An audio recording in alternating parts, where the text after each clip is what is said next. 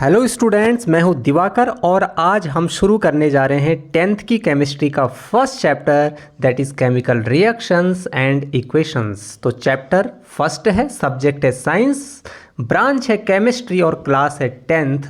तो 2024-25 का जो सेशन है जो कि अब शुरू होने ही वाला है या शुरू हो ही गया है, अगर आप उस सेशन के बच्चे हैं, विद्यार्थी हैं, स्टूडेंट्स हैं, तो ये वीडियो आपके लिए बहुत वैल्यूएबल होने वाला है। इससे पहले मैं आपको बता दूं, 10th की बायो मैंने पूरी तरीके से कंप्लीट कर दी है, हर चैप्टर को वन शॉट में कंप्लीट किया है। आप डिस्क्रिप्शन में जा कर के देख सकते हैं, हर एक चैप्टर्स की लिंक जो है वो डिस्क्रिप्शन में गिवन है, आप वहाँ से देख सकते हैं।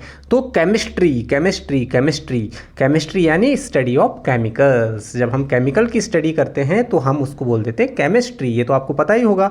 अगर आपको अपनी 11th क्लास को स्ट्रॉन्ग करना है तो आपकी 9th स्ट्रॉन्ग होनी चाहिए, क्योंकि 9th क्लास से 11th का बेस बनता है, 10th से 12th का बेस बनता है। तो 12th को अगर स्ट्रॉन्ग करना है तो 10th को अच्छे से पढ़ना पड़ेगा। केवल अच्छे मार्क्स के लिए नहीं पढ़ना है, अच्छे नॉलेज के लिए भी आपको पढ़ना है। ठीक है, तो एक नए मोटिवेशन के साथ, क्योंकि आप नई क्लास में आ गए हैं, तो एक नए मोटिवेशन के साथ और एक नई ऊर्जा और एनर्जी के साथ आपको इस चैप्टर को स्टार्ट करना है। देखो, एक चैप्टर को पढ़ने में ज़्यादा टाइम नहीं लगता है, अगर आप उसको पूरे पेशेंस के साथ पढ़ते हो तो। आपके हाथ में एक पेन होनी चाहिए, एक नोट होनी चाहिए जिसमें आप पॉइंट्स को नोट कर सको। साथ साथ में आपको नोट्स भी बनानी है। आपके सामने अट्रैक्टिव स्लाइड्स, अट्रैक्टिव नोट्स हैं, वहाँ से आप हर चीज़ को नोट कर सकते हैं और बेस्ट एक्सप्लेनेशन तो है ही है। तो हर वक्त की तरह, हर टाइम की तरह हम अपनी फर्स्ट और इंटरेस्टिंग स्लाइड की तरफ मूव करते हैं। ठीक है, सो लेट्स गेट स्टार्टेड। तो यहाँ पर देखिए, आपके चारों तरफ ना बहुत सारे चेंजेस होते हैं, है ना। आप भाई इस प्रकृति में रहते हैं, आप इस पृथ्वी पर रहते हैं, आप इस अर्थ पर रहते हैं, और ऐसा कहा जाता है परिवर्तन ही प्रकृति का नियम है। इस नेचर में बहुत सारे चेंजेस हो रहे हैं, बहुत सारे चेंजेस हो रहे हैं। उन चेंजेस को आप देखते भी हैं लेकिन उनको रिलेट नहीं कर पाते हैं, लेकिन अब आप उनको रिलेट कर पाओगे। ठीक है, आपने देखा होगा कभी कभी, जैसे आजकल गर्मियों का टाइम चल रहा है, तो अगर आप दूध को फ्रिज में रखना भूल जाते हैं, रूम टेम्परेचर में रख देते हैं, तो दूध क्या हो जाता है, फट जाता है। तो ये एक चेंज है ना, ये एक चेंज है। फ्रूट्स का पकना, फ्रूट्स का मैच्योर होना, राइपनिंग ऑफ फ्रूट्स का पकना भी एक चेंज है। और जब फ्यूल्स वगैरह जलते हैं, एलपीजी हो गया आपका, सीएनजी हो गया, पेट्रोल हो गया, डीजल हो गया, केरोसिन हो गया, ये जितने भी फ्यूल्स हो गए, लकड़ी हो गई, वुड, ये सब जलते हैं ना, इनका बर्न करना भी तो क्या है, चेंज ही है। तो ये बहुत सारे चेंज हो रहे हैं। आप खाना खाते हैं, आपकी बॉडी में उसके बाद डाइजेशन होता है, तो डाइजेशन भी एक चेंज है, रेस्पिरेशन भी एक चेंज है। लेकिन ये कौन सा चेंज है, तो यहाँ पर देखते हैं, साइंस कहती है कि चेंज दो तरह के होते हैं। एक होता है केमिकल चेंज और एक होता है बच्चों फिजिकल चेंज। एक होता है केमिकल चेंज, एक होता है आपका फिजिकल चेंज। ये आपने 9th के फर्स्ट चैप्टर में अच्छे से पढ़ा होगा ना, केमिकल चेंज और फिजिकल चेंज। नहीं भी पढ़ा है तो यहाँ पर थोड़ा सा आप जान लीजिए कि केमिकल चेंज का मतलब क्या होता है। केमिकल चेंज का मतलब होता है चेंज इन केमिकल कंपोजिशन। जब सब्सटेंस के केमिकल कंपोजिशन में चेंज आता है तो उसको हम केमिकल चेंज कहते हैं। ये परमानेंट होता है, इसको आप रिवर्स नहीं कर सकते, ये परमानेंट चेंज होता है। क्या होता है, परमानेंट चेंज होता है। और फिजिकल चेंज ये होता है कि ये टेम्पररी चेंज होता है, ये टेम्परेरी चेंज होता है, इसको आप रिवर्स कर सकते हैं। ये रिवर्सिबल होता है, ये इरिवर्सिबल होता है। केमिकल चेंज इरिवर्सिबल होता है, फिजिकल चेंज रिवर्सिबल होता है। केमिकल चेंज परमानेंट होता है, फिजिकल चेंज क्या होता है, परमानेंट नहीं होता है, टेम्पररी होता है। तो जब किसी सब्सटेंस के शेप में, साइज में या फिजिकल स्टेट में कोई चेंज आ रहा है तो that is physical change. Chemical change में भी शेप, साइज और फिजिकल स्टेट में चेंज आ सकता है, और केमिकल कंपोजिशन में तो चेंज आता ही आता है। तो जिसके केमिकल कंपोजिशन में भी चेंज आ रहा है और फिजिकल स्टेट में भी चेंज आ रहा है, शेप साइज में भी चेंज आ रहा है, तो वो केमिकल चेंज है। जिसका केमिकल कंपोजिशन में कोई चेंज नहीं आ रहा है, no change in chemical composition, केवल शेप, साइज या फिजिकल स्टेट में चेंज आ रहा है, तो वो है आपका फिजिकल चेंज। क्या है वो, फिजिकल चेंज। समझ आया कि नहीं आया भाई। केमिकल कंपोजिशन ना, मतलब यहाँ पर केमिकल चेंज में एक नई चीज़ बनती है। क्या बनती है, एक नई चीज़ बनती है। जैसे बहुत फेमस एग्जाम्पल है साइंस में, बचपन से पढ़ते आ रहे हैं इस एग्जाम्पल को आप, कि भैया दूध से आप क्या बना देते हो, कर्ड बना देते हो, दही बना देते हो। तो क्या दही से आप दूध बना सकते हो दोबारा? नहीं बना सकते ना। तो कर्ड तो एक पूरा नया सब्सटेंस है। कर्ड की जो प्रॉपर्टी है वो दूध से बिल्कुल अलग है।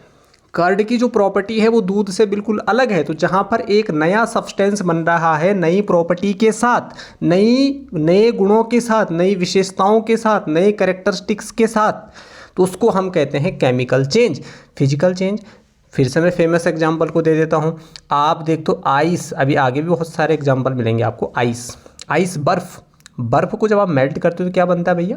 वाटर बनता है। क्या बनता है? वाटर बनता है।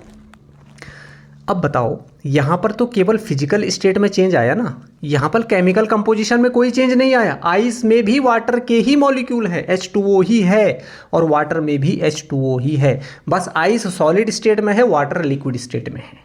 ठीक है, आइस के जो एटम्स है वो इस तरीके से पास पास हैं, लिक्विड का एटम क्या है, थोड़ा दूर दूर है, बस इतना ही अंतर है। फिजिकल स्टेट में अंतर आया है। ठीक है, यहाँ पर कोई नई चीज़ नहीं बनी है। वाटर और आइस एक ही चीज़ है, बस स्टेट में अंतर है। यहाँ पर कोई नई चीज़ नहीं बनी है, इसीलिए फिजिकल चेंज है भैया। ये क्या है? फिजिकल चेंज है। यहाँ पर देखिए फिजिकल चेंज क्या क्या हो सकते हैं। चर्निंग अ कैन, है ना, कोई कैन है ना, कैन, ये होता है कैन, है ना। आप कोल्ड ड्रिंक वगैरह पीते होंगे ना, इस तरीके से। इसको जब आप पिचका देते हो, क्रशिंग अ कैन, जब इसको आप क्रश कर देते हो तो पिचक सा जाता है। पिचकने से क्या होता है, इसके केमिकल कंपोजिशन में कोई चेंज नहीं आया, इसके शेप में चेंज आ गया, है ना। पिचक करके इसका शेप थोड़ा छोटा सा हो गया। ठीक है, आइस क्यूब का मेल्ट करना, ये भी एक फिजिकल चेंज है। वाटर का बॉईल करना भी क्या है, एक फिजिकल चेंज है। Mixing sand with water, water के साथ आप सैंड को मिक्स कर दो, ये भी एक फिजिकल चेंज है ना। कोई कांच टूट जा रहा है, वो भी क्या है, एक फिजिकल चेंज है। ब्रेकिंग ग्लास, ये भी एक फिजिकल चेंज है। जब आप शुगर को वाटर के साथ मिलाते हैं, जब आप शुगर को वाटर के साथ मिलाते हैं बच्चों, तो ये भी एक फिजिकल चेंज है। आप बोलोगे कैसे सर, ये तो सॉल्यूशन बन गया। भैया जब वाटर को आप शुगर के साथ मिलाते हो तो क्या बनता है, शुगर का सॉल्यूशन बनता है। क्या बनता है, सॉल्यूशन बनता है। ठीक है, अब इस सॉल्यूशन में क्या होता है, इस सॉल्यूशन में शुगर भी है और वाटर भी है। क्या इस सॉल्यूशन में आकर के शुगर नमकीन जैसा टेस्ट दे रहा है क्या, सॉल्टी टेस्ट दे रहा है क्या? नहीं दे रहा है। ठीक है, शुगर का टेस्ट मीठा ही है, वाटर लिक्विड था, यहाँ पर भी लिक्विड ही है। चीनी मीठी होती है, यहाँ पर भी मीठा ही होता है सॉल्यूशन में भी। ठीक है, कोई चेंज नहीं है, कोई चेंज नहीं है, फिजिकल है। ठीक है, शेडिंग पेपर, पेपर को फाड़ दो आप, ये बड़ा सा पेपर का टुकड़ा है, इसको काट करके छोटे छोटे छोटे छोटे पेपर के टुकड़ों में आप तोड़ दो, तो इसके साइज में थोड़ा चेंज आ गया। बाकी पेपर तो पेपर ही है, कोई नई चीज़ थोड़ी बनी। ये बड़ा पेपर है, ये छोटा पेपर है, कोई नई चीज़ नहीं बनी। ठीक है, इसी तरीके से sublimation of dry ice 9th में आपने पढ़ा होगा, CO2 को ही हम ड्राई आइस कहते हैं। ठीक है ना, mixing green and red marbles, है ना, ये सारे क्या हैं, आपके फिजिकल चेंज की कैटेगरी में आ जाते हैं। ठीक है ना, इस तरीके से बहुत सारे फिजिकल चेंजेस होते रहते हैं। ठीक है, अब देखिए यहाँ पर एक क्वेश्चन है आपके लिए, which of the following is a chemical change. ठीक है, इनमें से कौन सा केमिकल चेंज है ये आपको बताना है। इनमें से कौन सा केमिकल चेंज है, बर्फ का पिघलना, मेल्टिंग ऑफ आइस क्या है, बॉइलिंग ऑफ वाटर क्या है, मेल्टिंग ऑफ कैंडल क्या है, फॉर्मेशन ऑफ सॉल्ट क्या है, सॉल्ट यानी नमक का फॉर्मेशन होना, कैसे होता है नमक फॉर्म। ठीक है, ये सारी चीज़ें क्या हैं, ये भी चेंज है भाई। आइस से वाटर का बन जाना, ये भी एक चेंज है। वाटर जब बॉयल करता है तो वेपर बनता है, तो ये भी एक चेंज है। कैंडल जब मेल्ट करती है तो ये भी एक चेंज है, और सॉल्ट जब फॉर्म होता है तो ये भी एक चेंज है।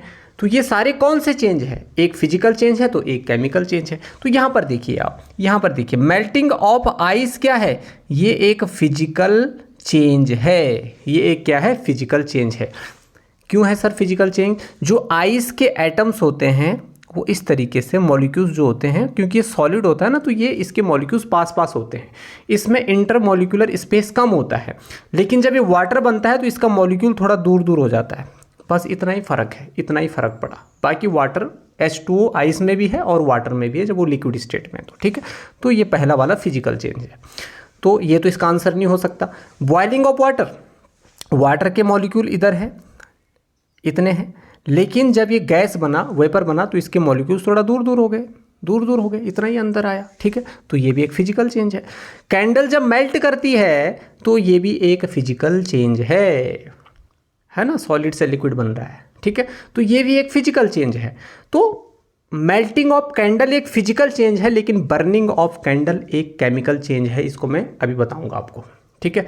कैंडल जब बर्न करती है तो उसमें से CO2 एक नया सब्सटेंस बनता है, वाटर वेपर बनता है, वो एक नया सब्सटेंस बनता है।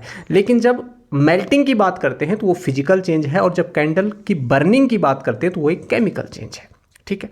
और सॉल्ट जब फॉर्म होता है बच्चों, सॉल्ट जब फॉर्म होता है तो ये भी एक, ये सॉल्ट का फॉर्म होना एक केमिकल चेंज है। अब ये कैसे केमिकल चेंज है सर? सॉल्ट कैसे फॉर्म होता है? सॉल्ट में क्या क्या होता है? सोडियम और क्लोरीन होता है ना। तो सोडियम प्लस क्लोरीन जब आपस में रिएक्ट करते हैं तो क्या बनता है? सोडियम क्लोराइड, NaCl बनता है। तो Na क्या है? Na क्या है? सोडियम का सिंबल है ना, ये 9th में पढ़ा है आपने एलिमेंट्स, ठीक है। तो Na सोडियम है, क्लोरीन क्या है? Cl क्या है? क्लोरीन है। ये दोनों इस NaCl के जैसे हैं क्या? यहाँ पर सोडियम की जो प्रॉपर्टी है वो NaCl से बिल्कुल अलग है जब वो Cl के साथ मिल जाता है, और Cl की प्रॉपर्टी भी NaCl से बिल्कुल अलग है। सोडियम क्लोराइड बिल्कुल अलग चीज़ है, सोडियम अलग चीज़ है और सोडियम क्लोराइड अलग चीज़ है, क्लोरीन अलग चीज़ है। लेकिन जब ये सोडियम के साथ कंबाइन करती है तो सोडियम क्लोराइड बनाती है, और सोडियम क्लोराइड बिल्कुल अलग चीज़ है। आप सोडियम ही सोडियम नहीं खा सकते हैं, है ना, आप क्लोरीन ही क्लोरीन नहीं खा सकते हैं। इन दोनों को कंबाइन जब ये दोनों रिएक्ट करते हैं तो सोडियम क्लोराइड बनता है, नमक बनता है, NaCl बनता है, ठीक है। तो इसकी प्रॉपर्टी बिल्कुल अलग है। यहाँ पर एक नया सब्सटेंस बना है, यहाँ पर केमिकल कंपोजिशन में चेंज आ गया है, इसीलिए एक केमिकल चेंज है। तो इसका आंसर आपका 4th वाला हो जाएगा, formation of salt is a chemical change. ये आपका क्या है बच्चों? केमिकल चेंज है। समझ आया? इतना समझ आया? दूसरा एग्जाम्पल ले लो, H2 क्या है? हाइड्रोजन है, और ऑक्सीजन भी O2 यानी ऑक्सीजन। H2 क्या है? एक गैस है। ऑक्सीजन क्या है? एक गैस है। लेकिन जब ये कंबाइन होते हैं तो क्या बनता है? H2O, और H2O का मतलब होता है वाटर। अब आप H2 हाइड्रोजन, वाटर क्या होता है? लिक्विड होता है। तो यहाँ पर H2 क्या था? गैस है, लेकिन जब वो ऑक्सीजन के साथ कंबाइन हो गया तो लिक्विड हो गया। वाटर लिक्विड है, ठीक है। तो वाटर की जो प्रॉपर्टी है वो इस हाइड्रोजन और ऑक्सीजन से बिल्कुल अलग है, बिल्कुल अलग है। देखो, हाइड्रोजन एक गैस है ना, आग बड़ी जल्दी पकड़ता है। ये ऑक्सीजन भी एक गैस है, ये भी बहुत जल्दी आग पकड़ता है। लेकिन जब ये दोनों मिल जाते हैं तो वाटर बनता है, और वाटर फिर आग पकड़ता नहीं है, आग को बुझाता है। आग को क्या करता है? बुझाता है। समझ आया ना? तो हाइड्रोजन जो है, हाइड्रोजन क्या कर रहा है? हाइड्रोजन ऑक्सीजन के साथ कंबाइन हो रहा है और H2O बना रहा है। हाइड्रोजन की प्रॉपर्टी H2O से अलग है, ऑक्सीजन की प्रॉपर्टी H2O से अलग है। H2O मतलब वाटर, वाटर की प्रॉपर्टी जो है ऑक्सीजन गैस और हाइड्रोजन गैस से बिल्कुल अलग है। समझ आया? समझ आया? I hope you are getting my point well. समझ आया? चलिए, अब हम बात करते हैं केमिकल रिएक्शन की। अब इस चैप्टर का नाम है केमिकल रिएक्शंस एंड इक्वेशंस, लेकिन यहाँ पर आपको एक चीज़ समझनी है, केमिकल रिएक्शन और इक्वेशन में क्या डिफरेंस है। जैसे जैसे आप इस चैप्टर में आगे बढ़ोगे वैसे वैसे इनके बीच के जो डिफरेंसेस हैं वो भी आपको पता चलते रहेंगे। बस अभी आपको ये समझना है कि केमिकल रिएक्शंस क्या होती हैं। केमिकल रिएक्शंस क्या होती है? What do you mean by chemical reactions? Chemical reaction होता क्या है भाई?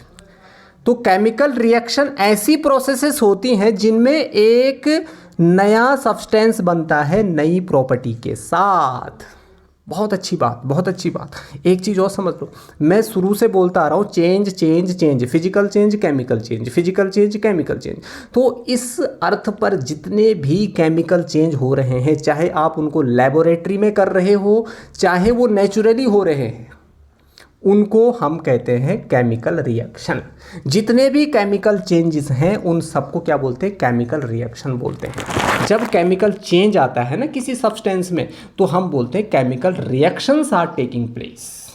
अगर केमिकल चेंजेस नहीं हो रहे हैं तो इट मीन्स केमिकल रिएक्शन नहीं हो रही हैं, केमिकल चेंज को ही केमिकल रिएक्शन कहते हैं।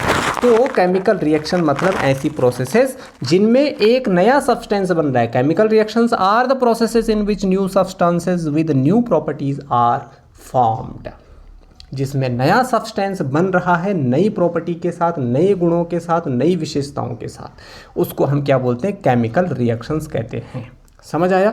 अच्छा, केमिकल रिएक्शन के कुछ पॉइंट्स हैं जो आपको बिल्कुल याद होने चाहिए, आपके दिमाग में होने चाहिए। पहला पॉइंट, केमिकल रिएक्शन में क्या होता है भाई? नया सब्सटेंस बनता है और उसकी भी नई प्रॉपर्टी होती है। जैसे x प्लस वाई के बीच में रिएक्शन हुआ तो एक्स वाई बना, a प्लस बी के बीच में रिएक्शन हुआ तो ए बी बना। ठीक है, अब इस एक्स वाई की प्रॉपर्टी इस एक्स और वाई से बिल्कुल अलग है, ये बिल्कुल नया सब्सटेंस बना। यहाँ पर ए और बी दोनों के बीच में रिएक्शन हुई तो ए बी बना। ए बी की जो प्रॉपर्टी है वो ए और बी से अलग है। समझ आया? समझ आया? तो यहाँ पर केमिकल रिएक्शंस जो हैं, यहाँ पर नया सब्सटेंस बन रहा है नई प्रॉपर्टी के साथ। दूसरा पॉइंट आपको याद रखना है कि chemical reactions involve chemical changes. मैंने पहले ही बताया, जितने भी केमिकल चेंजेस हो रहे हैं, चाहे उनको इंसान कर रहा है और चाहे वो नेचुरली हो रहे हैं, उनमें उनको केमिकल रिएक्शंस कहते हैं। तो केमिकल रिएक्शन में क्या इन्वॉल्व होता है? केमिकल चेंजेस इन्वॉल्व होते हैं। तो chemical reactions involve chemical changes, chemical reaction में केमिकल चेंजेस इन्वॉल्व होते हैं, इस बात को आपको ध्यान में रखना है। ठीक है। दूसरा, during chemical reactions a rearrangement of atoms takes place. Atom rearrange होते हैं, एटम्स जो होते हैं वो रीअरेंज होते हैं, वो बदलते नहीं हैं, वो केवल रीअरेंज होते हैं। जैसे मान लीजिए H2 ने कंबाइन किया O2 के साथ, रिएक्ट किया, H2 रिएक्ट विद O2, ठीक है ना, ऑक्सीजन के साथ इसने रिएक्ट किया तो क्या बनाया? H2O बनाया। क्या बनाया? H2O बनाया। अब ये जो H2O है, ये जो H2, इसमें जो H है ये तो H ही है ना, ये H2 क्या हो गया? रीअरेंज हो गया यहाँ जाकर के ऑक्सीजन के साथ। क्या हो गया? रीअरेंज हो गया। तो यहाँ पर एटम्स क्या कर रहे हैं? अपने को रीअरेंज कर रहे हैं। तो rearrangement of atoms takes place. समझ आया? तीसरा, during chemical changes atoms of one elements do not change into another elements.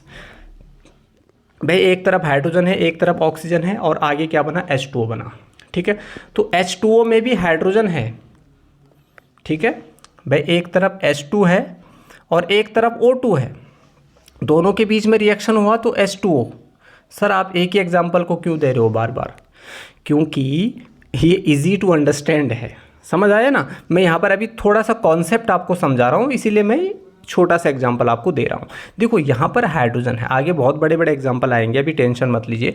ये हाइड्रोजन है तो इधर भी हाइड्रोजन है, इधर ऑक्सीजन है तो इधर भी ऑक्सीजन है। ऐसा नहीं कि उधर जाकर के सोडियम बन गया, नहीं। तो जो इधर है वही उधर है, बस उधर सब्सटेंस नया बन गया, लेकिन उसके अंदर कॉम्बिनेशन तो इनका ही है ना। ठीक है, तो ये है इस लास्ट वाले पॉइंट का मतलब। समझ आया? समझ आया ना? तो ये है आपकी केमिकल रिएक्शंस। अब जो केमिकल रिएक्शंस होते हैं उसके दो पार्ट होते हैं। कितने पार्ट होते हैं? दो पार्ट होते हैं। जब हम किसी केमिकल रिएक्शन को लिखते हैं ना, आप देखो केमिकल रिएक्शन को कैसे लिखते हैं, इक्वेशन को कैसे लिखते हैं, इस एरो का क्या मतलब होते हैं, क्या रूल्स और रेगुलेशन होते हैं केमिकल रिएक्शंस को लिखने के, ये हम आगे इसी चैप्टर में बात करेंगे। यहाँ पर मैं आपको ये बता दूँ कि जो केमिकल रिएक्शंस है ना, केमिकल रिएक्शन के दो पार्ट होते हैं। बीच में देखते हो ना एरो होता है ना केमिकल रिएक्शन के बीच में, एरो। तो एरो के इस वाले साइड को हम बोलेंगे लेफ्ट हैंड साइड, इस वाली साइड को बोलेंगे हम right hand side, RHS right hand side, LHS stands for left hand side. तो जो LHS होता है उसको हम बोलेंगे रिएक्टेंट्स। पहला पार्ट है रिएक्टेंट्स और दूसरा पार्ट है प्रोडक्ट। रिएक्टेंट का मतलब होता है जो रिएक्शन को करवाते हैं, उसको हम क्या बोलते हैं? रिएक्टेंट बोलते हैं, अभिकारक बोलते हैं, जो अभिक्रिया को करवाते हैं।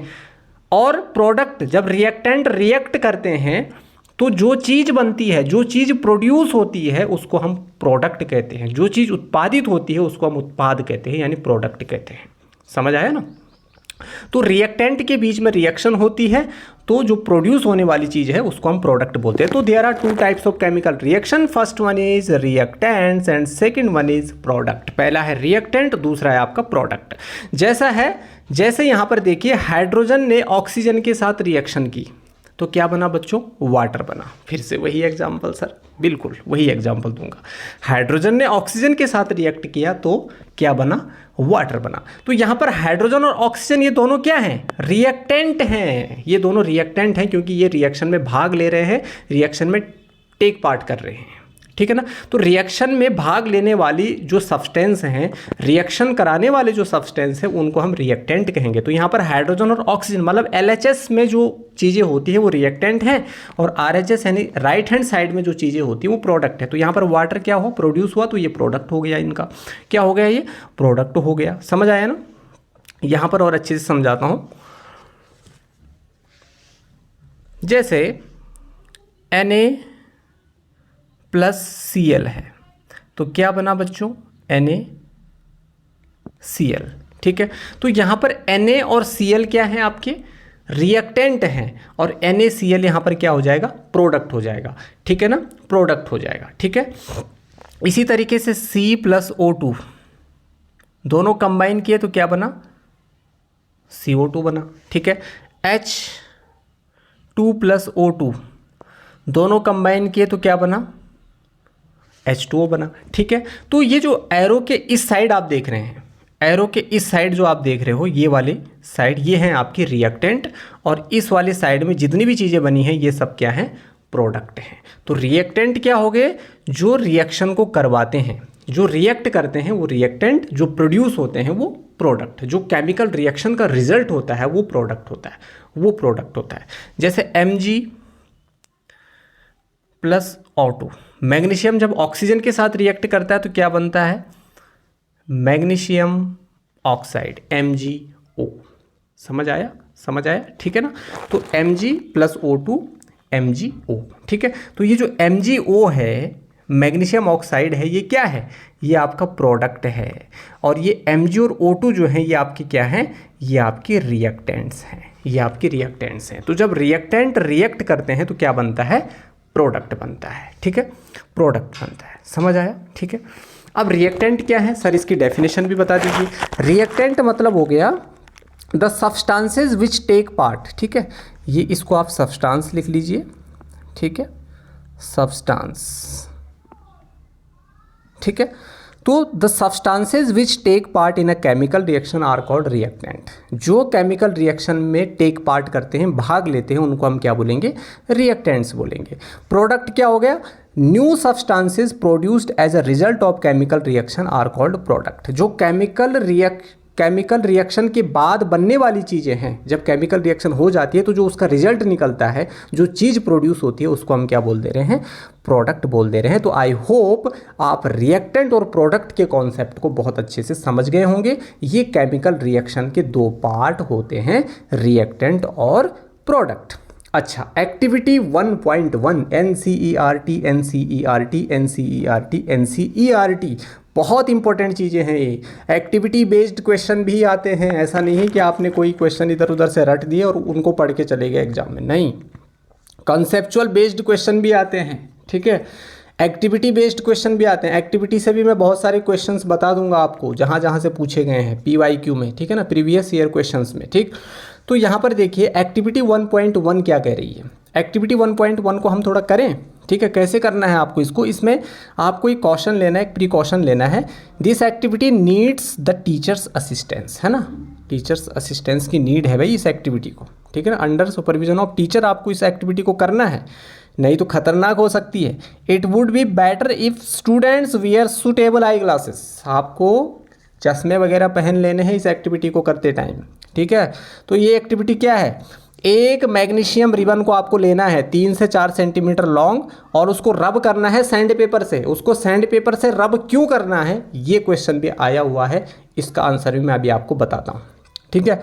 तो मैग्नीशियम रिबन को, ठीक। अच्छा यहाँ पर देखिए थोड़ा इस एक्टिविटी का क्या कॉन्सेप्ट है। ये डायग्राम है आपका NCERT का। Burning of a magnesium ribbon in air and collection of magnesium oxide in a watch glass, ठीक है। तो भैया ये है आपका वॉच ग्लास, ठीक है, और इसके अंदर क्या कलेक्ट हो रहा है, मैग्नीशियम ऑक्साइड। लेकिन ये मैग्नीशियम ऑक्साइड बन कैसे रहा है भाई, कैसे बन रहा है। तो बच्चों जो मैग्नीशियम होता है ना, ये एक लेबोरेटरी में मैग्नीशियम रिबन की फॉर्म में आपको मिल जाएगा या मैग्नीशियम की वायर की फॉर्म में आपको मिल जाएगा। तो आपको क्या करना है, एक बर्नर लेना है, ठीक है, एक बर्नर लेना है, उसको इस तरीके से जलाना है ना। जब आप उसको जलाओगे तो आप मैग्नीशियम रिबन को पकड़ोगे, मतलब मैग्नीशियम की वायर या उसके रिबन को पकड़ोगे टोंग से, है ना, चिमटे वगैरह से आप पकड़ोगे ताकि आपका हाथ जल न जाए। और अपनी आँखों को जितना हो सके, जितना पॉसिबल हो सके उतना दूर रखना है आपको, ताकि आपकी आँखें डैमेज ना हो, क्योंकि इसमें डेजलिंग होती है। डेजलिंग मतलब चमकदार लाइट निकलती है इससे, है ना, चमकीली लाइट निकलती है जो आपकी आंखों को डैमेज कर सकता है। इसीलिए आई ग्लासेस आप पहन सकते हैं इस एक्टिविटी को परफॉर्म करते टाइम, ठीक है। तो टोंग से आपने इस मैग्नीशियम रिबन को जलाना शुरू किया तो इस मैग्नीशियम ने ऑक्सीजन के साथ रिएक्ट किया। भाई आग ऑक्सीजन की उपस्थिति में ही जलती है ना, जहाँ ऑक्सीजन नहीं होगी, जहाँ हवा नहीं होगी, वहाँ आग नहीं जल सकती। तो यहाँ पर ऑक्सीजन की प्रेजेंस में ही आग जल रही है और मैग्नीशियम को क्या किया जा रहा है, यहाँ पर जलाया जा रहा है। ये देखिए आप, जलाया जा रहा है। और यहाँ पर एक छोटी सी लाइन देख रहे होंगे आप, जूम कर दूँ, जूम कर दूँ, ये लो मैंने जूम कर दिया। ये लाइन देख रहे हैं आप, ये यहाँ से क्या टपक रहा है नीचे इस वॉच ग्लास में इकट्ठा हो रहा है, ये निकल रहा है आपका मैग्नीशियम ऑक्साइड, वाइट पाउडर, ठीक है ना। ये पाउडर की फॉर्म में निकलता है, इसको बोलते हैं मैग्नीशियम। अभी मैंने रिएक्शन आपको बताई, Mg ने O2 के साथ रिएक्शन करा तो MgO बना, क्या बना, MgO बना, Mg magnesium, O2 oxygen, MgO magnesium oxide, ठीक है। तो ये रिएक्शन हो रही है आपकी, ये रिएक्शन हो रही है आपकी। और डेजलिंग, ये इस तरीके से चमकता है, जब ये जलता है ना तो ये इस तरीके से चमकता है, वाइट फ्लेम, वाइट फ्लेम के रूप में ये बाहर आता है। समझ आ रहा है ना, समझ आ रहा है ना। तो मैग्नीशियम यहाँ पर, मैग्नीशियम ऑक्साइड यहाँ पर बन रहा है, मतलब ये केमिकल चेंज है, और केमिकल चेंज है मतलब this reaction is chemical reaction.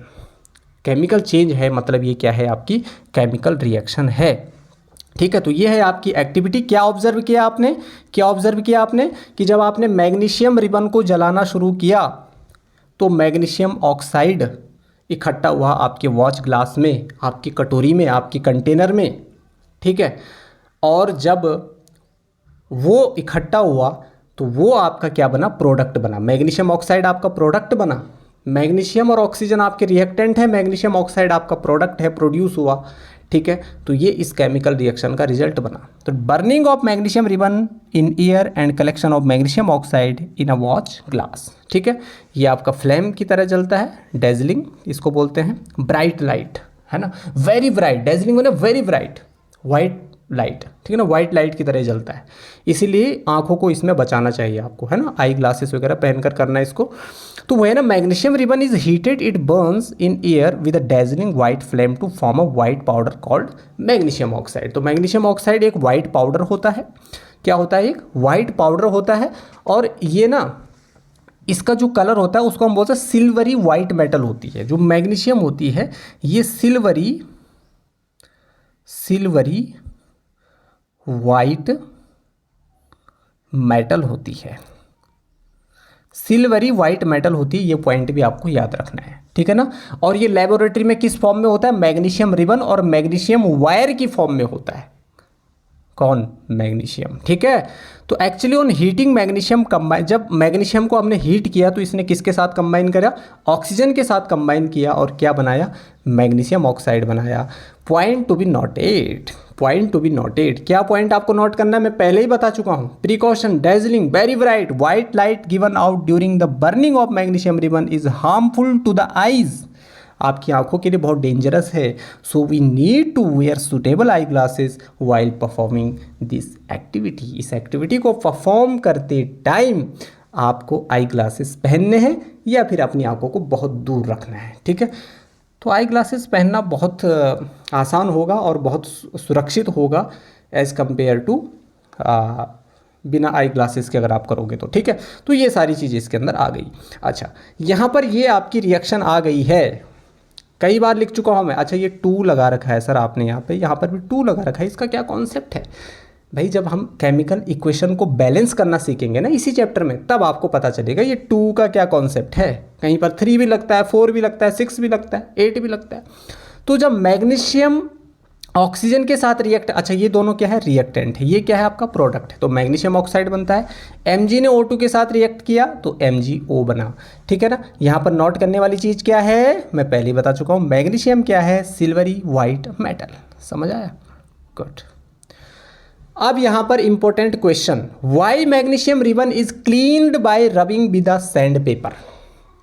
भैया जब हम मैग्नीशियम को जलाते हैं ना, बर्न करते हैं ना, तो बर्न करने से पहले हम इसको सैंड पेपर से साफ करते हैं, क्योंकि इसके ऊपर एक प्रोटेक्टिव लेयर होती है, और वो प्रोटेक्टिव लेयर पता किसकी होती है, मैग्नीशियम ऑक्साइड की होती है। ये मैग्नीशियम की ऑक्सीजन के साथ रिएक्शन होने से रोकती है या स्लो कर देती है रिएक्शन को, इसीलिए हमें इसको साफ करना पड़ता है।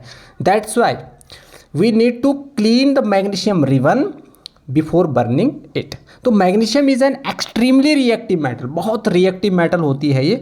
When stored it reacts with oxygen to form a layer of magnesium oxide, ठीक है ना। हम इसको अगर ऐसे ही रख देंगे ना, तो इसके ऊपर मैग्नीशियम ऑक्साइड की परत जम जाती है, क्योंकि ऑक्सीजन के साथ रिएक्ट कर लेता है, इसकी सरफेस पर मैग्नीशियम ऑक्साइड जम जाता है, और ये लेयर जो होती है क्वाइट स्टेबल होती है और प्रिवेंट कर दी है फर्दर रिएक्शन होने से।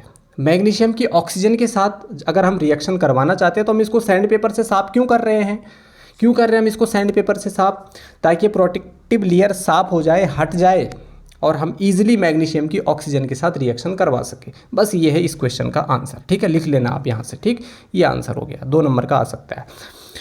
How do we come to know that a chemical reaction has taken place. कैसे पता चलेगा आपको कि केमिकल रिएक्शन हुई है या नहीं हुई है। तो इस चैप्टर के दूसरे पार्ट की तरफ अब हम मूव करने जा रहे हैं। हम केमिकल रिएक्शन के कॉन्सेप्ट को समझ चुके हैं, हम रिएक्टेंट के कॉन्सेप्ट को समझ चुके हैं, हम प्रोडक्ट के कॉन्सेप्ट को समझ चुके हैं, ठीक है ना, केमिकल चेंज, फिजिकल चेंज के कॉन्सेप्ट को समझ चुके हैं, उसके एग्जाम्पल्स को समझ चुके हैं। अब हम इस चैप्टर के दूसरे पार्ट की तरफ जाते हैं इस क्वेश्चन के साथ, how do we come to know that a chemical reaction has taken place. कैसे पता चलेगा कि कोई केमिकल रिएक्शन हुई है या नहीं हुई है। आपको कैसे पता चलता है कि खाना बन गया है या नहीं बना। कुछ तो इंडिकेटर होते हैं ना आपके पास, भाई खुशबू आने लगी, सब्जी में से अच्छी अच्छी खुशबू आने लगी, स्मेल आने लगी, तो पता चल जाता है सब्जी बनने वाली है या बन चुकी है लगभग। वो इंडिकेट करती है, वो खुशबू, वो स्मेल, समझ आया ना, वो स्मेल इंडिकेट करती है कि आप ये है, समझ आया ना। तो कुछ इंडिकेटर्स हैं जिनसे हमें पता चलता है, कुछ संकेतक हैं जो हमें ये संकेत करते हैं, ये इंडिकेट करते हैं कि ये केमिकल रिएक्शन हुई है या नहीं हुई है, कि ये केमिकल रिएक्शन है या कौन सी रिएक्शन है। तो भैया ये हैं वो इंडिकेटर्स। अब इनको हम एक एक करके पढ़ने वाले हैं और इनको हम कहते हैं, भाई देखो, जब हम पता करते हैं कि कोई केमिकल रिएक्शन हुई है या नहीं हुई है, तो इसका सीधा मतलब होता है कि हम कुछ ऑब्जर्व कर रहे हैं। हम लैब में अगर कोई चीज़ परफॉर्म कर रहे हैं तो हम कुछ ऑब्जर्व कर रहे हैं। हम क्या कर रहे हैं, कुछ ऑब्जर्व कर रहे हैं कि केमिकल रिएक्शन हुई है या नहीं हुई है। तो कुछ ऑब्जर्वेबल फीचर्स, कुछ ऑब्जर्वेबल चेंजेस होते हैं जिनको हम ऑब्जर्व कर सकते हैं, उनको हम बोलते हैं कैरेक्टरिस्टिक्स ऑफ केमिकल रिएक्शंस। तो केमिकल रिएक्शन के कैरेक्टरिस्टिक्स आपको पूछे जा सकते हैं, उनके एग्जाम्पल्स पूछे जा सकते हैं। तो ये 5 कैरेक्टरिस्टिक्स हैं केमिकल रिएक्शन के। कोई केमिकल रिएक्शन हो रही है तो पहला कैरेक्टरिस्टिक्स है उसका इवोल्यूशन ऑफ गैस, दूसरा है फॉर्मेशन ऑफ प्रिसिपिटेट, तीसरा है चेंज इन कलर, चौथा है चेंज इन टेम्परेचर, पांचवा है चेंज इन स्टेट। अगर किसी केमिकल रिएक्शन में गैस बन रही है, गैस का निर्माण हो रहा है, गैस इवोल्व हो रही है, तो हम कह सकते हैं कि यहाँ पर केमिकल रिएक्शन घटित हुई है। अगर वहाँ पर प्रेसिपिटेट बन रहा है, प्रेसिपिटेट क्या होता है अभी बताऊंगा, अवक्षेप बोलते हैं इसको हिंदी में, ये क्या होता है इसको मैं भी बताऊंगा, ठीक है, जब इस टॉपिक पे आऊँगा। फॉर्मेशन ऑफ अ प्रेसिपिटेट अगर बन रहा है तो वी कैन से कि chemical reaction has taken place. अगर कलर में चेंज आ रहा है तो हम बोल सकते हैं केमिकल रिएक्शन हुई है। अगर टेम्परेचर में चेंज आ रहा है तो हम बोल सकते हैं केमिकल रिएक्शन हुई है। अगर स्टेट में चेंज आ रहा है उस सब्सटेंस की तो हम बोल सकते हैं केमिकल रिएक्शन हुई है। तो these are characteristics of chemical reactions. ये सारे केमिकल रिएक्शंस के कैरेक्टरिस्टिक्स हैं। पहला है इवोल्यूशन ऑफ अ गैस, दूसरा है फॉर्मेशन ऑफ अ प्रेसिपिटेट, तीसरा है चेंज इन कलर, चौथा है चेंज इन टेम्परेचर, पांचवा है चेंज इन स्टेट। ये 5 कैरेक्टरिस्टिक्स हैं आपके केमिकल रिएक्शन के। ये कुछ ऑब्जर्वेबल फीचर्स हैं, ऑब्जर्वेबल चेंजेस हैं। इन चेंजेस को आप ऑब्जर्व कर सकते हैं, अपनी आंखों से देख सकते हैं कि गैस बन रही है, प्रेसिपिटेट बन रहा है, कलर में चेंज आ रहा है, टेम्परेचर को छू के बता सकते हो आप, ऑब्जर्व करके बता सकते हैं, हाँ, टच करके बता सकते हैं गर्म है या ठंडा है ना। तो चेंज आ रहा है, स्टेट में चेंज आ रहा है, लिक्विड से गैस बन रहा है, सॉलिड से लिक्विड बन रहा है। भैया इस तरीके के ऑब्जर्वेबल फीचर्स चेंजेस को ही हम कैरेक्टरिस्टिक्स ऑफ केमिकल रिएक्शन बोल देते हैं। अब इनको हम एक एक करके पढ़ेंगे, एक एक करके पढ़ेंगे, एक्टिविटी के साथ पढ़ाऊंगा। Evolution of a gas, gas का इवोल्व होना, गैस का इवोल्व होना बच्चों, गैस का इवोल्व होना, गैस का निर्माण होना, किस तरीके से गैस निर्मित होती है, इवोल्व होती है। हाँ, यहाँ पर देखिए, zinc granules react with dilute sulphuric acid, dilute का मतलब हो गया पतला, हाँ, पतला सल्फ्यूरिक एसिड, है ना। अगर देखो डाइल्यूट वर्ड का मतलब देखो 10th की 9th की केमिस्ट्री में आपने पढ़ा होगा ना, डाइल्यूट सॉल्यूशन। अगर किसी चीज़ में पानी ज़्यादा है और चीनी कम है तो वो एक सॉल्यूशन बना, तो वो डाइल्यूट सॉल्यूशन बना क्योंकि वो पतला होगा। चीनी ज़्यादा होगी, है ना, पानी कम होगा तो वो गाढ़ा बनेगा।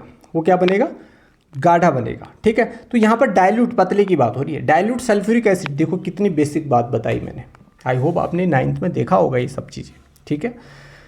तो जिंक का यहाँ पर देखो, ये केमिकल इक्वेशन को देख करके ना आप घबराना मत, सर क्या है, केमिकल इक्वेशन को आने दो ना, वहाँ पर समझाएंगे बैलेंस कैसे किया जाता है, लिखा कैसे जाता है, ये AQ का मतलब क्या है, ये S का मतलब क्या है, ये G का मतलब क्या है, ये सब बताया जाएगा, सब बताया जाएगा।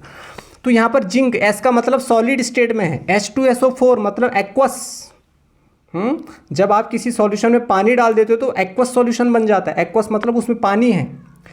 S मतलब सॉलिड, G मतलब गैस, H2 के आगे G लिखा हुआ है मतलब ये गैस है।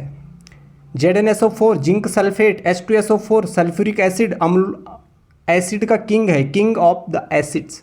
जितने भी अम्ल हैं ना उनका राजा कौन है, H2SO4 है, उसको राजा बोला जाता है। इसलिए ये क्योंकि बहुत ईजिली कन्वीनियंटली ये मतलब हमें ऑब्टेन हो जाता है लेबोरेटरी वगैरह में, ठीक है। तो जिंक ग्रेन्यूल्स यहाँ पर रिएक्ट कर रहा है डाइल्यूट सल्फ्यूरिक एसिड के साथ। तो dilute sulphuric acid react with zinc to evolve hydrogen gas. यहाँ पर जब जिंक रिएक्ट करता है H2SO4 के साथ तो ये बनता है ZnSO4 और इसमें आपकी हाइड्रोजन गैस निकल जाती है बाहर। कहाँ निकल जाती है, बाहर। तो यहाँ पर जो Zn है वो किसके साथ चला गया, इस SO4 के साथ चला गया। यहाँ से H2 निकल गया बाहर, यहाँ निकल गया, ये देखो। और ये Zn किसके साथ जुड़ गया, इस SO4 के साथ जुड़ गया, तो ये ZnSO4 बन गया, जिंक सल्फेट बन गया, ठीक है, ये प्रोडक्ट बन गया। और हाइड्रोजन गैस यहाँ पर क्या हो गई, इवोल्व हो गई बच्चों, इवोल्व हो गई, क्या हो गई, इवोल्व हो गई। तो ये क्या है, evolution of a gas, evolution of a gas, ये है आपकी एक्टिविटी। एक्टिविटी 1.3 में क्या लिखा गया है, यही सब चीज़ें लिखी गई है, ठीक है। Take a few zinc granules, मतलब जिंक के कुछ टुकड़े आपको लेने हैं एक कॉनिकल फ्लास्क में, इसको बोलते हैं कॉनिकल फ्लास्क। ये है आपका कॉनिकल फ्लास्क। इसकी जगह में आप टेस्ट ट्यूब भी ले सकते हैं, ठीक है, इसकी जगह में आप टेस्ट ट्यूब भी ले सकते हैं। उसमें कुछ डाइल्यूट हाइड्रोक्लोरिक एसिड आपको ऐड करना है, या अगर वो आपके पास नहीं है तो सल्फ्यूरिक एसिड आप ऐड कर लीजिए, जैसे हम सल्फ्यूरिक एसिड को ऐड कर रहे हैं H2SO4 को, है ना। आपको एसिड को बहुत केयरफुली होकर के पकड़ना है, ये प्रिकॉशन रखना है आपको इसमें। अब आप क्या यहाँ पर ऑब्जर्व कर रहे हो, जिंक ग्रेन्यूल के अराउंड आप क्या ऑब्जर्व कर रहे हो। और दूसरी बात, जब आप इस ये केमिकल रिएक्शन के बाद जब इस कॉनिकल फ्लास्क को पकड़ते हो, छूते हो, तो क्या टेम्परेचर में कोई चेंज आता है, क्या टेम्परेचर में कोई चेंज आता है, ये भी आपको यहाँ पर पता होना चाहिए। तो स्टेप बाय स्टेप मैं आपको बता रहा हूँ। सबसे पहले आपको कुछ जिंक ग्रेन्यूल्स लेने हैं, जिंक के टुकड़े लेने। जिंक एक धातु है, मेटल है, उसको कॉनिकल फ्लास्क में डालना है या टेस्ट ट्यूब में डालना है। ये डाल दिया आपने छोटे छोटे जिंक के ग्रेन्यूल। उसके बाद इसमें क्या ऐड करना है, dilute sulphuric acid over zinc granules. इसके ऊपर आपको क्या डालना है, जिंक ग्रेन्यूल में आपको क्या मिलाना है, डाइल्यूट सल्फ्यूरिक एसिड को मिला देना है। तो we will see the bubbles of hydrogen gas. यहाँ पर हाइड्रोजन गैस के छोटे छोटे बबल्स आपको दिखेंगे, बबल्स बुलबुले उठते हुए दिखेंगे। अब बुलबुले उठ रहे हैं मतलब कोई गैस इवॉल्व हो रही है। कौन सी गैस इवॉल्व हो रही है? हाइड्रोजन गैस इवॉल्व हो रही है। We will find that it is somewhat hot. जब हम इसको टच करते हैं ना तो ये कुछ हॉट सा दिखता है, ये कुछ गरम गरम सा महसूस होता है, मतलब इसमें टेम्परेचर भी चेंज हुआ है। अब यहाँ पर इस केमिकल रिएक्शन ने दो कैरेक्टरिस्टिक्स शो किए हैं। एक तो इसमें गैस इवॉल्व हुई है हाइड्रोजन, और एक इसके टेम्परेचर में चेंज हुआ है। ये ठंडे से गर्म हो गया भाई, राइज हो गया टेम्परेचर, बढ़ गया इसका टेम्परेचर। ठीक है, तो एक कॉनिकल फ्लास्क आपने लिया, ये इसमें जिंक के कुछ टुकड़े, जिंक ग्रेन्यूल्स डाले, उसमें डाइल्यूट सल्फ्यूरिक एसिड को आपने ऐड किया, तो आपने देखा हाइड्रोजन के बबल्स उसमें उठने लगे, जो हाइड्रोजन गैस के रूप में क्या होते हैं? प्रोड्यूस होते हैं। ठीक है ना, प्रोड्यूस होते हैं। ठीक है, और यहाँ पर टेम्परेचर में भी चेंज आता है और ये क्या हो जाता है? गर्म हो जाता है, बहुत हॉट, बहुत गर्म। ठीक है, तो ये है इवोल्यूशन ऑफ गैस। तो इससे क्या पता चला आपको कि गैस इवोल्व हो रही है, और गैस इवोल्व हो रही है मतलब ये क्या इंडिकेट कर रही है? कि केमिकल चेंज हो रहा है, और केमिकल चेंज हो रहा है मतलब केमिकल रिएक्शन हो रही है। केमिकल चेंज हो रहा है मतलब केमिकल रिएक्शन हो रही है बच्चों। Chemical changes means chemical reaction is taking place. ठीक है, दूसरा इंडिकेटर, दूसरा कैरेक्टरिस्टिक्स, फॉर्मेशन ऑफ प्रेसिपिटेट। अच्छा, ये प्रेसिपिटेट को सर थोड़ा इजी लैंग्वेज में समझा दो। ठीक है, पहले मैं इसको इजी लैंग्वेज में समझाऊंगा, फिर साइंटिफिक लैंग्वेज। आप एक गिलास लीजिए, उसमें आप पानी डालिए। क्या डालिए? उसमें पानी डालिए, और उसमें थोड़ा मिट्टी को घोल दीजिए। मिट्टी को, है ना, शुगर वगैरह नहीं घोलनी है, मिट्टी को घोलना है आपको। ऐसे ऐसे ऐसे ऐसे घोलिए तो पानी मटमेला कलर का हो जाएगा। धीरे धीरे जब आप उस पानी के गिलास को रखे रहने दीजिए, एक जगह में रख दीजिए उसको, तो धीरे धीरे वो मिट्टी के कण नीचे बैठ जाएंगे, बॉटम में उसकी सतह पर क्या हो जाएंगे? बैठ जाएंगे। तो उसकी सतह पर उनका बैठना ही क्या कहलाता है बच्चों?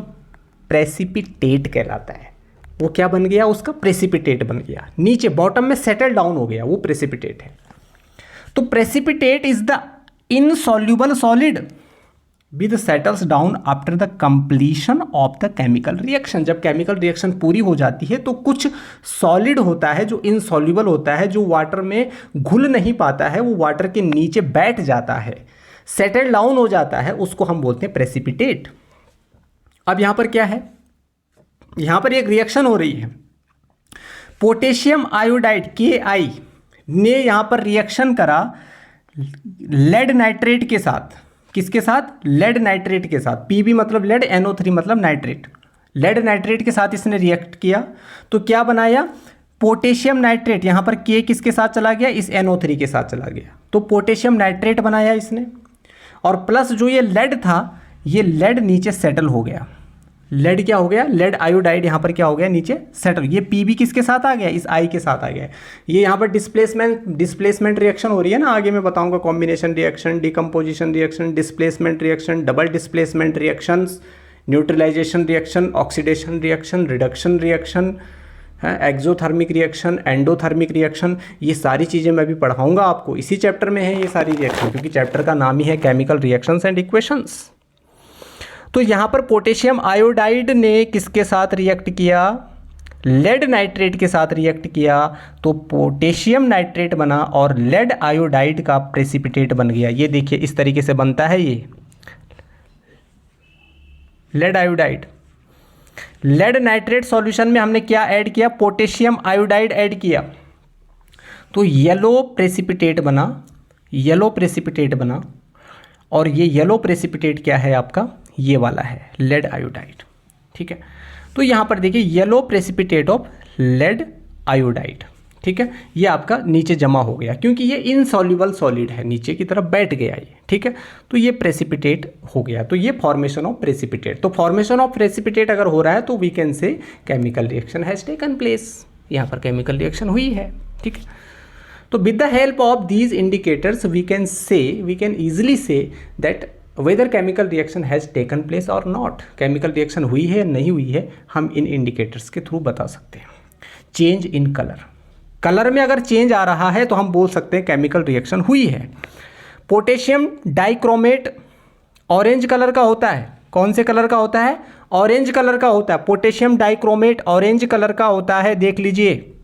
जब हम इसको इसके ऊपर से सल्फर डाइऑक्साइड गैस को पास करते हैं, जब हम इसमें सल्फर डाइऑक्साइड गैस को क्या करते हैं, पास करते हैं, तो ये ऑरेंज कलर होता है ना जो पोटेशियम डाइक्रोमेट का, ये किस में चेंज हो जाता है बच्चों, ग्रीन कलर में चेंज हो जाता है। तो यहाँ पर कलर में चेंज आया है, ये मैंने एग्जांपल बताया आपको, यहाँ पर कलर में चेंज आया है, मतलब chemical reaction has taken place. यहाँ पर भी केमिकल रिएक्शन हुई है, केमिकल रिएक्शन हुई है। और change in temperature, change in temperature, change in temperature मतलब टेम्परेचर में चेंज आना, है ना। देखो आपने अपने घरों में कभी सफ़ेद कलर का चूना वगैरह किया है अपनी वॉल वगैरह पे, उसको हम बोलते हैं क्विक लाइम। क्या बोलते हैं हम उसको, क्विक लाइम। उसका फॉर्मूला होता है CaO, कैल्शियम ऑक्साइड। क्या होता है, कैल्शियम ऑक्साइड। ये देखिए, हाँ ये है, हार्ड ग्लास बीकर लिया हमने, क्विक लाइम मतलब कैल्शियम ऑक्साइड, चूना होता है, चूना, है ना। तो ये कैल्शियम ऑक्साइड को जब हम पानी में डालते हैं ना, तो ये धीरे धीरे उबलने लगता है। इस चूने को जब हम पानी में डालते हैं तो धीरे धीरे उबलने लगता, बहुत भयंकर तरीके से उबलता है, बहुत गर्म हो जाता है, छूना मुश्किल है इसको, है ना। इससे आपको अपनी आँखें भी बचानी चाहिए, आईज़ को बिल्कुल दूर रखना चाहिए, क्योंकि आँखों के अंदर जाएगा तो आँखों को डैमेज कर सकता है। इतना गर्म होता है, इतना हाई होता है इसका टेम्परेचर, ठीक है, जब हम इसको वाटर के साथ रिएक्ट करवाते हैं तो कैल्शियम ऑक्साइड को जब हम ऑक्सीजन के वाटर के साथ रिएक्ट कराते हैं तो कैल्शियम हाइड्रोक्साइड बनता है। ये आपका बन गया स्लैक्ड लाइम, कैल्शियम हाइड्रोक्साइड। तो लाइम या क्विक लाइम बोलो चाहे लाइम बोलो, बात एक ही है। कैल्शियम ऑक्साइड इसका केमिकल फार्मूला हो गया, क्विक लाइम बोलते हैं इसको। क्विक लाइम ने वाटर के साथ रिएक्ट किया तो कैल्शियम हाइड्रोक्साइड यहाँ पर बन गया, आप देख सकते हैं CaOH ट्वाइस। ये कैल्शियम हाइड्रोक्साइड का फॉर्मूला है, कैल्शियम हाइड्रोक्साइड यानी स्लैक्ड लाइम। ये क्या है आपका, स्लैक्ड लाइम, है ना। तो यहाँ पर क्या हुआ है, जब आप इसको छू करके देखते हैं ना ऐसे, तो ये गर्म हो जाता है एकदम। तो टेम्परेचर में यहाँ पर क्या हो गया, चेंज हो गया। तो we can say chemical reaction has taken place. यहाँ पर भी केमिकल रिएक्शन हुई है, यहाँ पर भी केमिकल रिएक्शन हुई है। चेंज इन स्टेट, सबसे लास्ट आता है आपका चेंज इन स्टेट। स्टेट उसकी फिजिकल स्टेट में चेंज आ जाना, सॉलिड से लिक्विड बनना या लिक्विड से गैस बनना, ठीक है। अब देखो मैंने स्टार्टिंग में आपको बताया बच्चों कि मेल्टिंग ऑफ कैंडल वैक्स, मोमबत्ती को जब आप मेल्ट करने की बात करते हो, पिघलाने की बात करते हो, तो वो फिजिकल चेंज है। लेकिन जब उसकी जलाने की बात होती है, बर्न होने की बात होती है, तो वो केमिकल चेंज है। बर्न होने से उसमें से CO2 निकल रहा है, वाटर वेपर निकल रहा है। When wax candle is burned, then water and CO2 is formed. Water और CO2 यहाँ पर फॉर्म होती हैं। अब वैक्स क्या है, सॉलिड है, वाटर क्या है, लिक्विड है, CO2 क्या है, गैस है। तो सॉलिड से लिक्विड और लिक्विड से गैस, ये तीन चीज़ें यहाँ पर बन गई। तो स्टेट में चेंज आया ना, फिजिकल स्टेट यहाँ पर क्या हो रही है, चेंज हो रही है। तो फिजिकल स्टेट चेंज होने का सीधा मतलब क्या हो गया, यहाँ पर चेंज हुआ है ना, तो यहाँ पर CO2 बना है। CO2 बिल्कुल ही नया सब्सटेंस है, वाटर वेपर यहाँ पर बिल्कुल नया सब्सटेंस है, CO2 यहाँ पर नया सब्सटेंस है। तो मतलब हम कह सकते हैं केमिकल चेंज है, और केमिकल चेंज मतलब ये केमिकल रिएक्शन है, केमिकल रिएक्शन है। बिकॉज यहाँ पर देखें ना, wax is a solid, water is a liquid, whereas carbon dioxide is a gas. This means that during the combustion reaction of wax, the physical state changes from solid to liquid and gas. Solid से liquid में गया और liquid से gas बन गया। समझ आया, समझ आया। तो there are some chemical reactions which can show more than one characteristics. बहुत सारी केमिकल रिएक्शन ऐसी होती है जो एक से ज़्यादा कैरेक्टरिस्टिक्स शो करती है, ठीक है। जैसे मैंने यहाँ पर आपको बताया, ठीक है, यहाँ पर टेम्परेचर में चेंज आया है, ठीक है। यहाँ पर अगर आप देखें, यहाँ पर मैंने आपको बताया कि कलर में चेंज आया है ना। यहाँ पर प्रिसिपिटेट भी बना है और कलर में भी चेंज आया है ना, कलर में भी चेंज आया, चेंज इन कलर। पहले ये कलरलेस था, फिर ये क्या हो गया, येलो हो गया, ठीक है ना।